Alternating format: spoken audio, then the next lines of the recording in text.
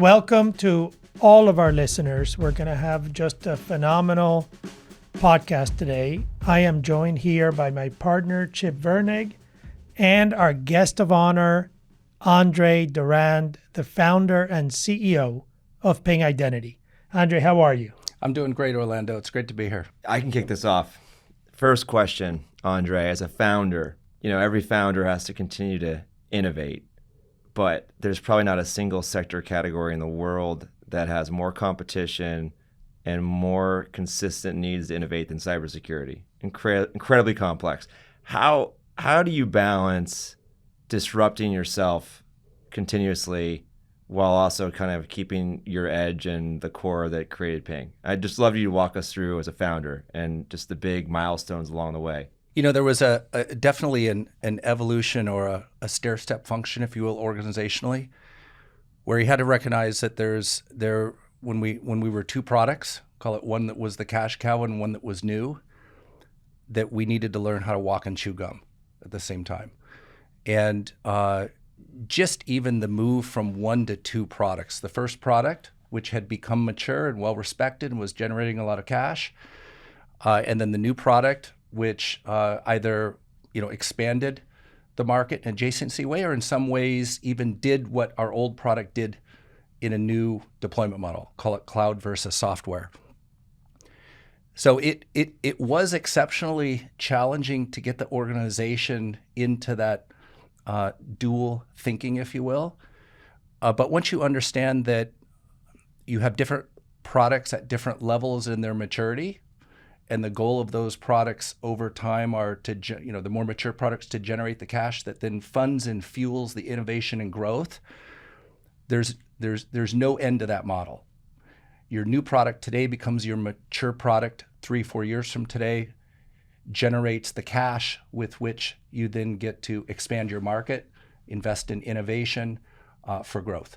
What was the original thesis that created Ping 20 plus years ago? In 2002, that famous cartoon of a dog, and it says, "Nobody knows you're a dog on the internet," which is, today probably a 40-year-old cartoon. It did occur to me that we can't transact on the internet with anything of value if the entity with which we're dealing with on the other end is either unknown or untrusted or a dog. That everything of meaning, of value, and even then you could see that this was during the dot-com boom, everything was going to become digital over time. So the original insight, if you were, was that we needed to move from people on the internet who were inherently anonymous by default to people that were connecting to the internet who were inherently identified by default. And it was in the identification of everyone and everything on the internet that we could begin to transact in confidence. We had that great meeting in New York. You remember that? Yes. When we were starting to discuss your business and a potential partnership with you. There you shared so many great insights on founding a company. Can you share with the listeners, was there a particular moment where it was either make or break for you and your company at the beginning? Well, I've had many make or break moments, as you'd imagine. Fewer, Ping is now my third company, so thankfully fewer in my third company than there was in my first company. But there was certainly a definitive moment where we had made the decision to shift from a perpetual software license to a subscription model.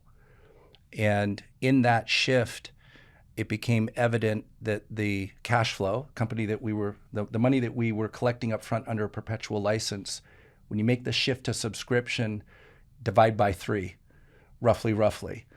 And so all of a sudden now, the need for a cash infusion to fund the business model shift from the perpetual license to subscription was necessary.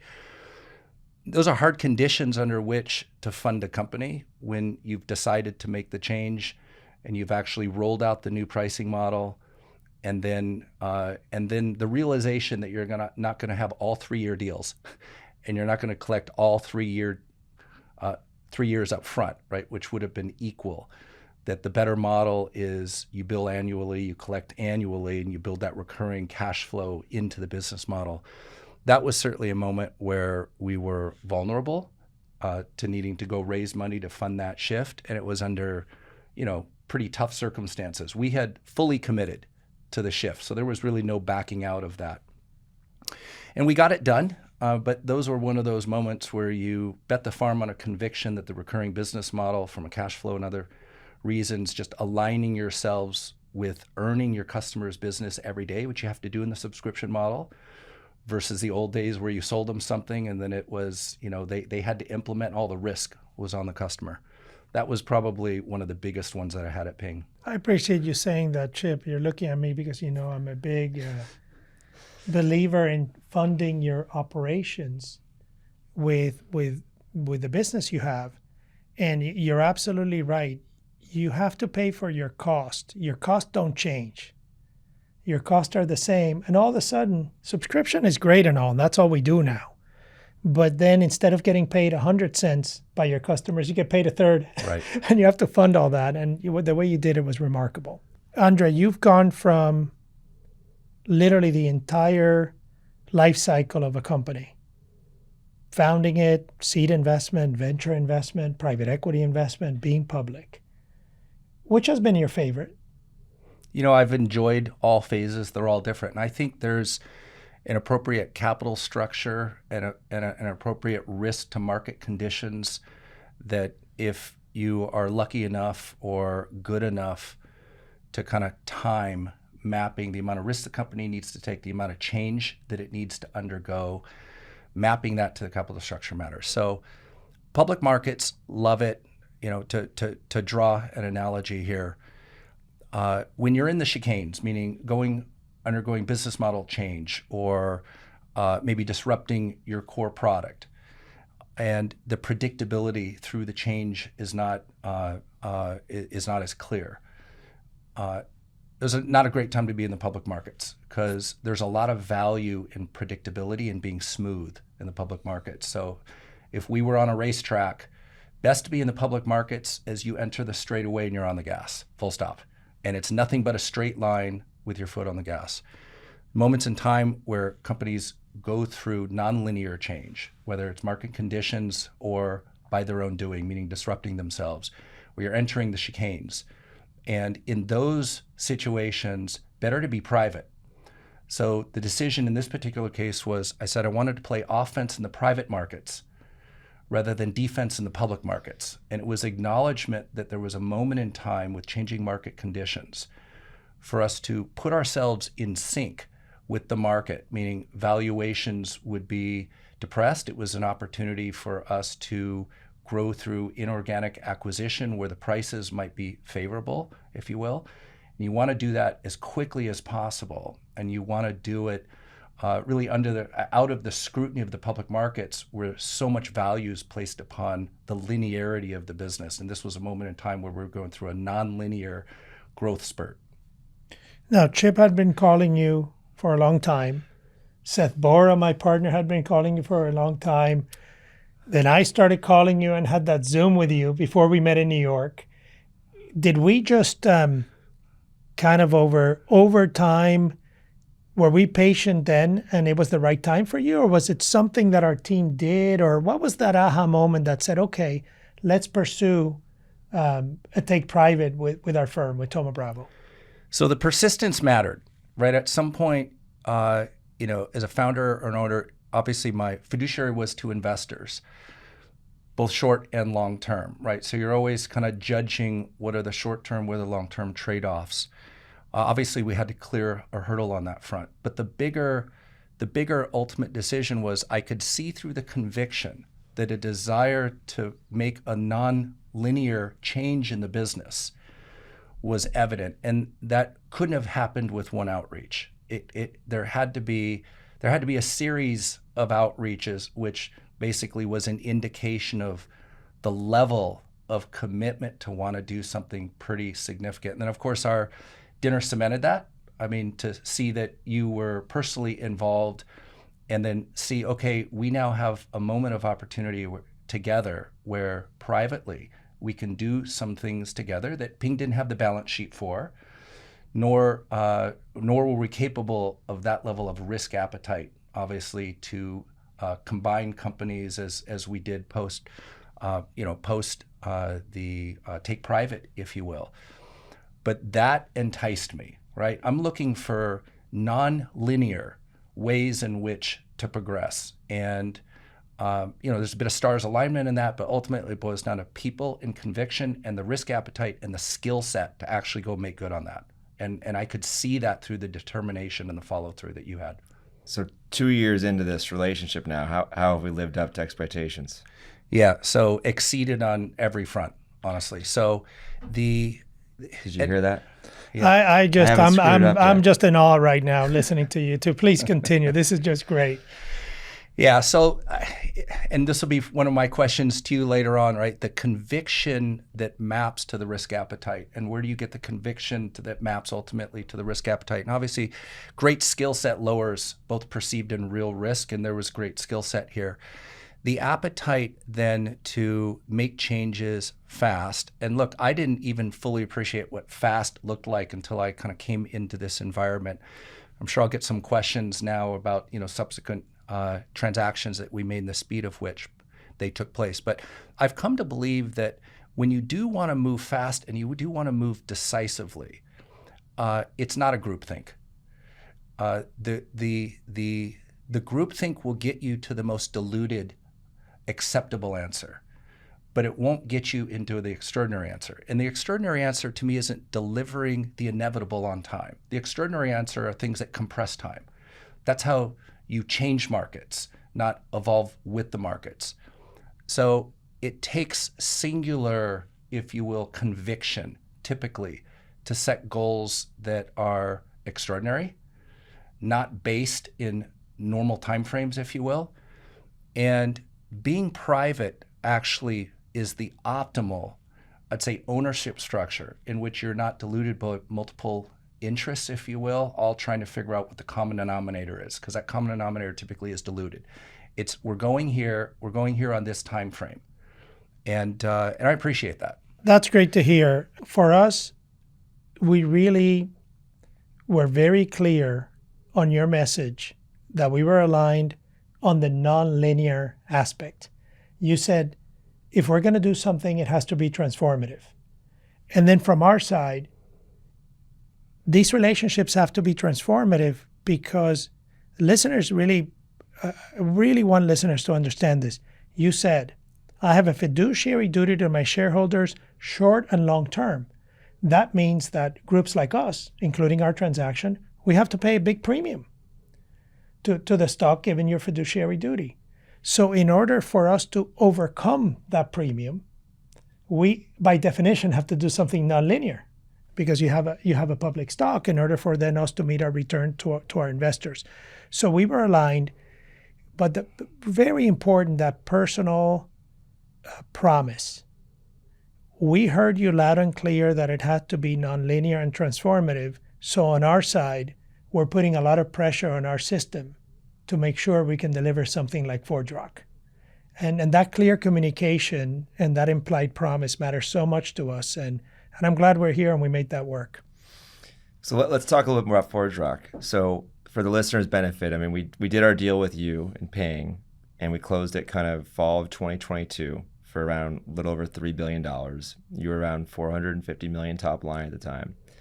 And as we were closing and all the processes and all that work to get ready to go back private, come up with a business plan to support our investment, we tell you it's time to buy ForgeRock for, over $2.5 billion. And we had just closed our original deal. What went through your head when you heard us call you and tell you that we were going to announce that with you running the whole company? Well, there's only one emotion associated with nonlinear moves that big, right? And it's both excitement and a little bit of fear at the same time. But to me, those are the indications that we're spending our time on the right things. Like, that is the emotion that goes along with it. I think in this particular case, we are at a time in this market where scale matters. We serve the global 5,000. There is implied stability to the customers that we serve that are we going to be around? Because they want to make this decision for the foundation of their security and identity once a decade at best. And so our ability to serve them in these mission critical tier 0 global markets, weekends, 24/7, 365 days a year, planes have to fly, money needs to transact at banks, scale matters in this particular case. And so I was excited about the opportunity that you would take two leading companies, independently substantial, but together more than substantial for the Global 5,000 market that we serve, and do something really extraordinary. The combined innovation and experience of the two companies in the markets we serve is unmatched. And it was a scenario where, you really put two companies that, are meaningful, don't get me wrong, but maybe not the most meaningful by default in a market segment. And this represented that move, a lot of hard work, but it singularly represented a step-up opportunity that we couldn't have done ourselves. And maybe for the benefit of our listeners, most mergers are, big company buying a smaller company. This was basically a merger of equals, which is innately more complicated. But most of the time when you buy a company, even another take private like ForgeRock was, you have 3-4 months to get the deal closed. You have full transparency, open communication with the team, and to do your business plan so that when you close the deal, you're ready. We had a unique situation here that's public knowledge, that we had a lengthy close between announcing ForgeRock and closing ForgeRock. There was a government review process, that's public knowledge, and that 3-month process took almost a year, and we had no visibility and zero access. And then one day we were told, you have 24 hours and you're closing. And then we just had to go. What went through your head at that moment? Because we were not expecting that originally. And I think we told you, we got to get this thing closed tomorrow. And then we need a business plan enacted in less than 100 days. Yeah, that was an interesting time. And look, I vividly remember it. It was a Monday afternoon that we got clearance that we could merge. And then it was essentially communicated that we would close and announce by Wednesday at 8 a.m. So we'd close in a day and announce the following morning at 8 a.m. So we got, and given the nature of the transaction and the review that was going on, as you said, we couldn't do any pre-integration planning. So we essentially did the press release at 8 o'clock, and we were 10 miles behind the 8 ball at 8:01. We had to start from a dead standstill and essentially create on the fly the entire integration plan as we were essentially doing it. So that it obviously was a crazy time. We made the decision, and Orlando, thank you, as I kind of look back right on this one. It was a little crazy, but absolutely right decision. A lot of people contemplate a more thoughtful integration that takes a little bit more time to assess everything, or essentially a rip the Band-Aid off and go. And the assessment there is option A, option B, and which one is going to get you to the optimal outcome. I am absolutely convinced now on this one. Speed mattered. And there is a moment in time, not forever, where organizations, when they come together, expect change.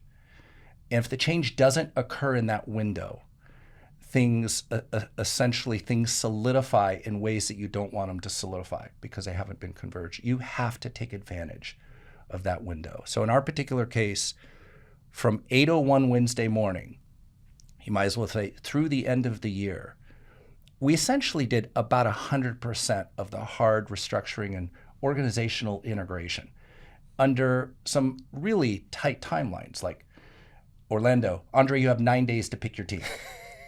And then And then LT, you know what I mean? You have 2 weeks or 10 days beyond that to pick the next level of the team.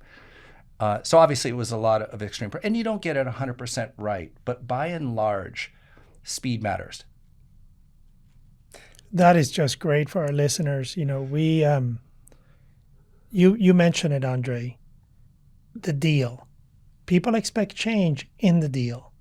I've had many, many debates with phenomenal private equity firms that all of them to a T tell us, why is your group so focused on making the changes at closing or soon to closing if you're not going to sell the company or take it public for many years after? But what is this? And one of the true people-related reasons and operational reasons is that employees and colleagues and workers and management, they expect changes now because there's a new owner, there's a new structure, there's a new company coming together.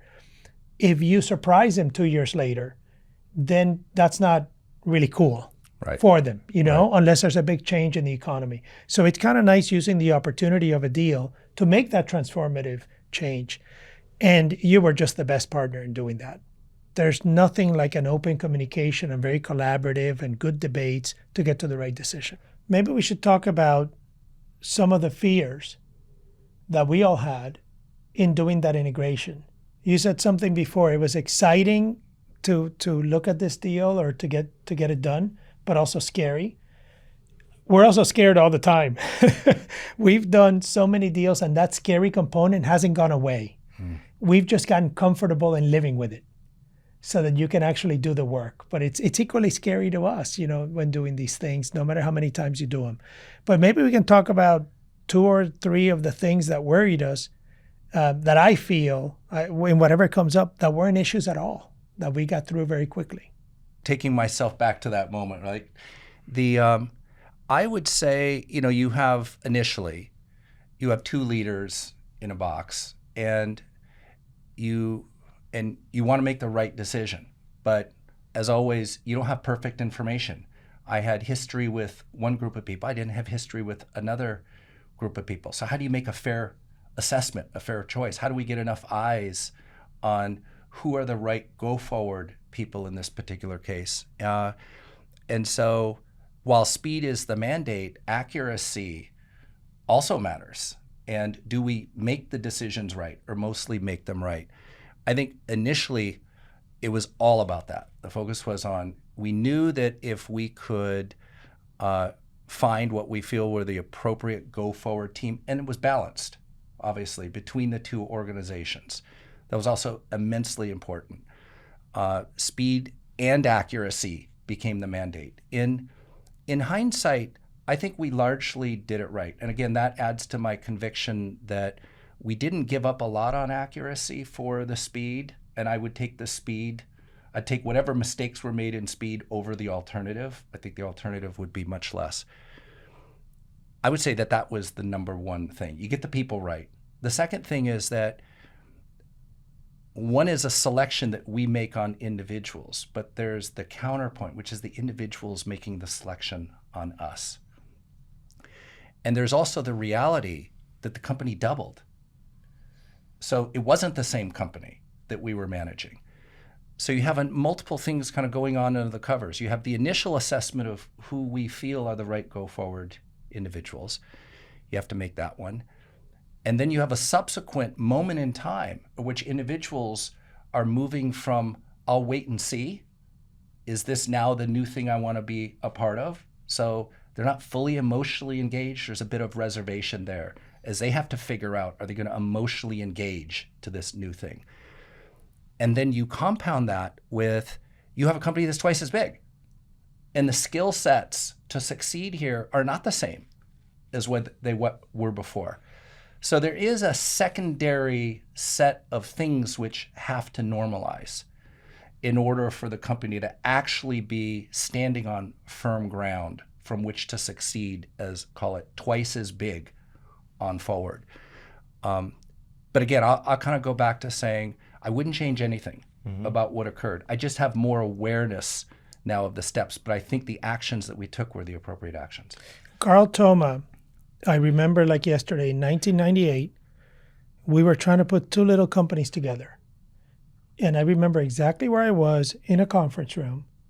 And he told the leader of our company, remember, now you're going to be the leader of both. So you owe both people the same amount of loyalty and respect. And what was nice about working with you on this, I had that in the back of my mind, but I didn't need to mention it. You were ahead of that. You actually mentioned it to me, and I was like, okay, we are in the right place. And that is such a huge leadership concept. It requires a lot of experience to do that. Yeah, for me, a big memory and something we definitely got right that simplified the complexities of this, merger of equals was we had a simple unified product vision because both companies served a similar market, similar use case, similar customers, but we had a pretty complex product portfolio, even though it was all going towards one thing. Because you're both fairly mature companies, you have modern SaaS multi-tenant growing really fast. You had older on-prem environments that were kind of a stable, loyal customer base that's been on for over a decade. And I remember a meeting in Denver, one of our big ops reviews around integration at your headquarters once we did the merger. And Orlando was asking me how it was going. And, half of your business or your revenue was on-prem subscriptions, not growing that fast, and half multi-tenant SaaS growing fast. The same for ForgeRock. And we had hours of meetings with your head of R&D, head of product, on how we're going to unify the past, unify these more stagnant on-prem businesses in one combined product portfolio to simplify the story. And I think Orlando said it so well. He's like, why are you spending so much money in this plan and so much time and energy worrying about unifying the past when all the customers and our investors, we should care about the future and put all that time and energy in building the newest, greatest, most scalable, innovative cloud solution in the market.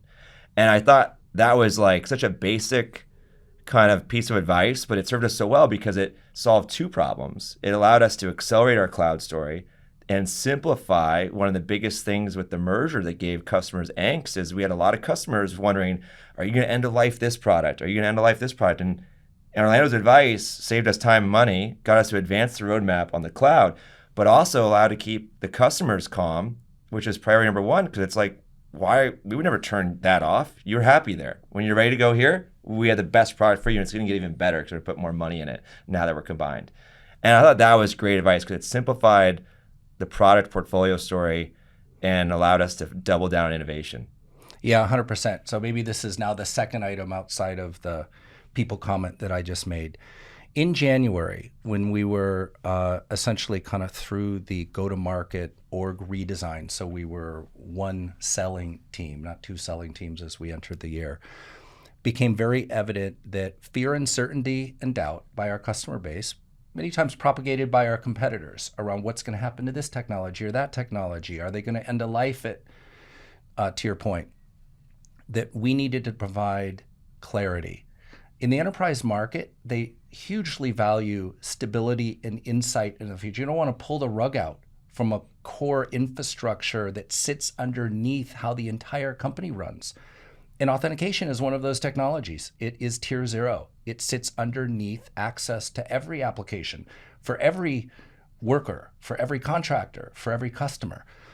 And so we decided we needed to go on the road, and we needed to do it as quickly as possible. And as a forcing function, in March, we did a 24-city roadshow in March, put it together in 6 weeks.